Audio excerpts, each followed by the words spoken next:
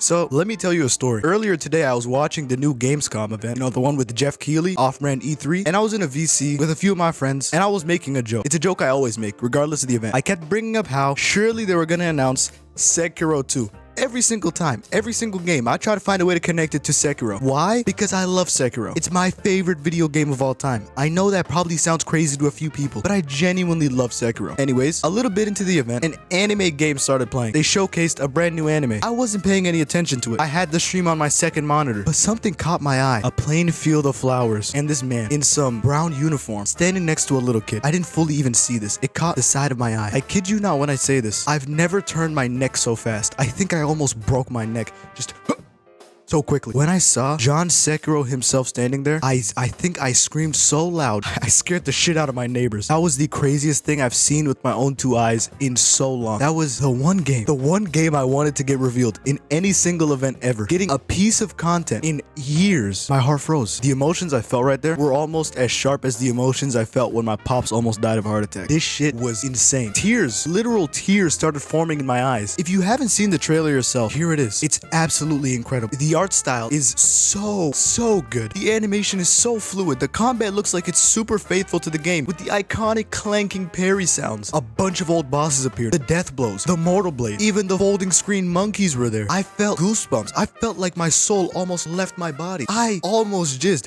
I think I would have actually ejaculated if they shown us a Makiri counter. Also, if they shown Ishin in that trailer, I think I would have actually exploded and my whole room would have been painted white. And then when it got to the end and they show us who the voice cast is, they show us who the director is. The moment this Sekiro anime comes out, this whole list of anime that I've been currently watching, been trying to finish, yeah, that shit is getting sent to the absolute furthest crevice of the backlog. Because all I'm doing is watching the Sekiro anime 5 times in a row in every single language. And then I'm gonna watch it 10 times over again. Because what do you mean? The director for Bleach, Naruto, Gurren Lagann, and so many more big anime is working on this. What? I can't believe it. The single most hype thing I've seen in any of these Jeff Keighley events was not a video game. It was an anime adaptation of a video game. I don't know what that says about the gaming market, but I guess this is where we're at. When I tell you there's nothing in the world that means more to me than this game reveal, I'm not joking. Sekiro is probably one of the single most important video games I've ever played. Me discovering Sekiro like 4 years ago was the major pivot point in my life, set me in a new direction. At the time that I first played Sekiro, I was kind of in a rut. I felt horrible. A lot of personal stuff was going on, and I picked up Sekiro. It was my first hard game, and it changed my life. It changed everything. The struggle, the constant trial and error, getting told by the final boss that hesitation is defeat. That changed me. Nowadays, I'm a pretty big Souls guy. I'd say I'm a pretty big video game guy in general, but literally no game I've ever played has made me feel the way Sekiro Shadows Die Twice has. And do you want to know something funny? If this anime gets well received, which it will go triple platinum. I mean, Sekiro won Game of the Year for a reason. Everybody knows about Sekiro. Then FromSoft will finally have to actually do something with that goddamn IP. The secret ending to that game is an open-ended ending that leads to a big Journey to the West style sequel game that they've never made. Absolute uncinema. Because why would you do that? Why would you do that, FromSoft? Why would you just stroke us off and tease us? Then in Elden Ring, you take a bunch of mechanics from Sekiro. You have the posture system from Sekiro. Destined Deathblade is basically the Mortal Blade. And then in the DLC, you add the Sekiro parry. Then in Night Rain, you add the Executioner, who's basically Budget Wolf. You guys remember how Cyberpunk Edgerunners was basically the biggest PR push for the original Cyberpunk 2077? That's what I expect this is gonna be. Sekiro No Defeat is gonna lead to a second resurgence where a bunch more people discover Sekiro Shadows Die Twice for the first time. And From Software is gonna be forced to do something, and we will get the Sekiro Way of the Tomoe DLC. I am gonna call it right here. This reminds me of when I was in a VC making jokes about, oh, they're not gonna announce Bloodborne 2 and whatever games event I'm watching right now, only for them to announce the Dustbloods. Oh, well, I made a video on the Dustbloods. How convenient.